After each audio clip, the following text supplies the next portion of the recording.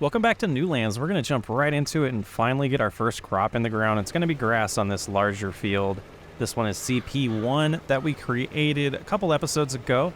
Last episode, we got it all prepped for this, and now that we have our seeder, we're able to get it in the ground and get some crops going, and hopefully that leads to some good profits for us and gets us, growing this farm a lot faster. It's been a slow start, but we always knew it was going to be. So now that we got all of the equipment we need to get started, we should be able to pick it up. We're going to need to find another way to make a little bit more money so that we can buy more equipment because, once the crops are in the ground and once they grow, we got to harvest them somehow. So we'll have to mow this field as well as probably windrow it and bale it up. And then when we put the wheat in the other field in CP2, we're going to have to get some type of harvester to harvest the wheat. And eventually, the reason I did wheat is because I want to get animals pretty quickly. I want to get chickens to start off with. And then potentially lead into cows, pigs, sheep, all the things. We want that definitely in Newlands and completely populate this with all types of different fields, all types of different farms. It's going to be awesome. Enjoy.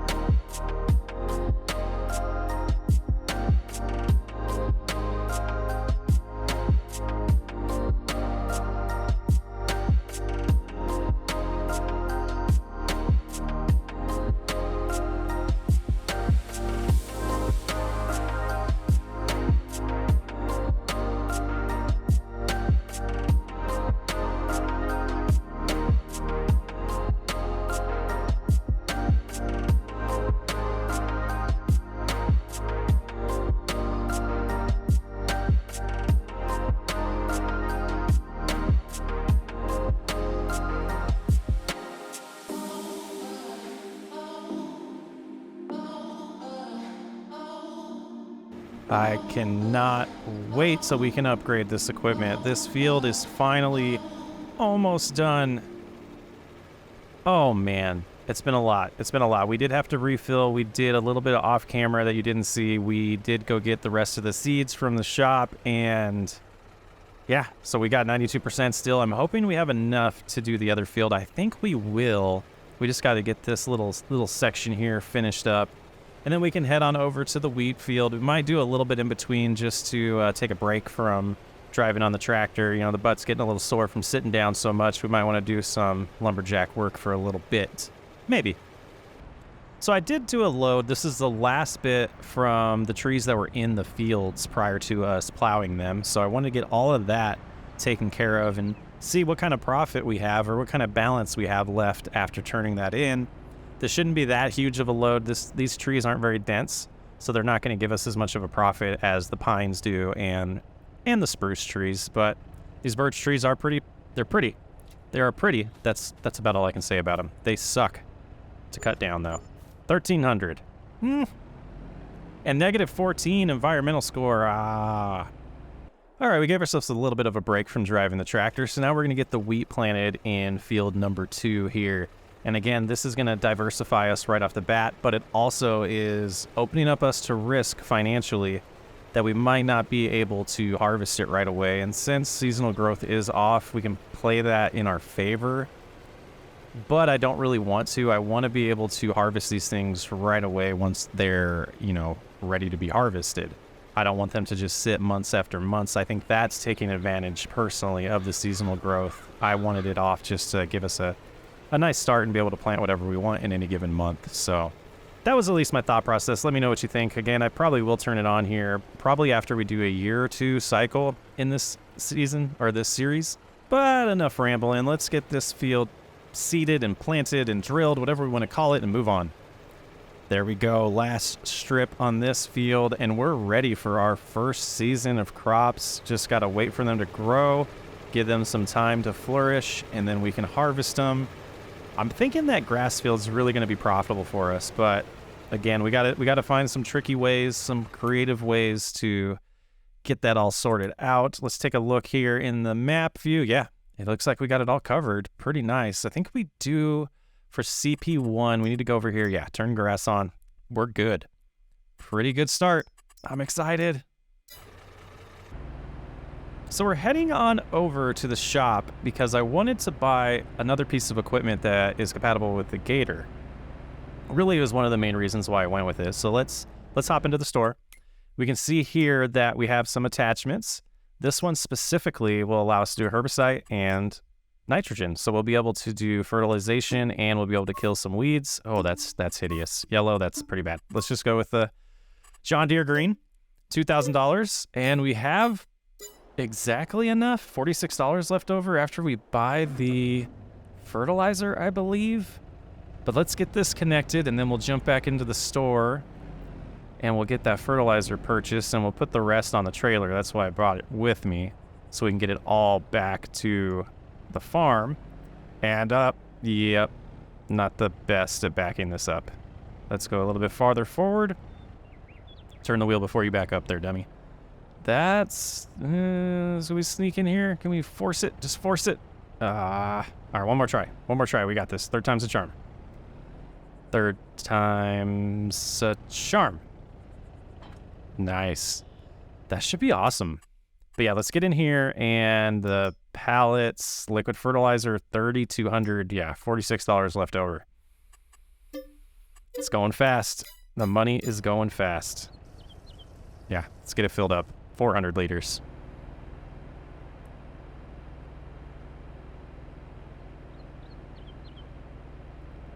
After the long drive, we're going to put this down on the side. We're going to take care of the smaller field first just to see how this works. I've also enabled the mod that allows us to override the speed of the vehicles, and I'm going to take advantage of that. I got to figure it out, though, because I don't want to abuse it, but I do want to figure out a good sweet spot for it. And yes, we're going to fertilize while it's raining. Probably not the best, but got to get it done.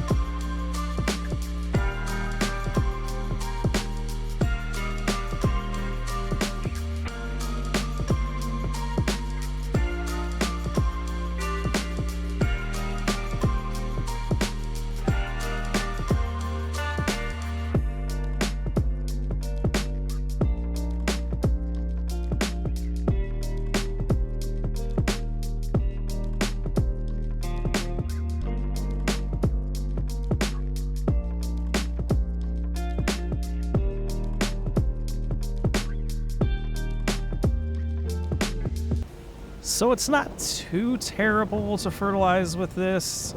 I would like something with more width, and we'll get that eventually. It's an absolutely perfect tool to start with, though. It's definitely getting the job done. The capacity is not as annoying as I thought it would be. especially with having that trailer close by for us to refill. It's worked out great. Man, we've made a lot of progress in the first few months. It doesn't really feel like it, but it's gonna have a nice return. I really do believe that, as long as we keep making wise decisions financially. I have a feeling when we sleep tonight, the bills are gonna kick in and we're gonna be in the negative. But we can figure all of that out. I was thinking through that a little bit. We are probably gonna be broke in the morning, so we might wanna find something to do to prevent that.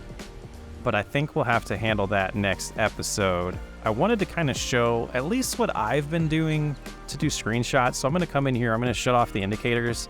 And every once in a while, I tend to forget exactly where they are. So I got to pop in here and go, nope, that's not the right one. Let's go to this other setting here.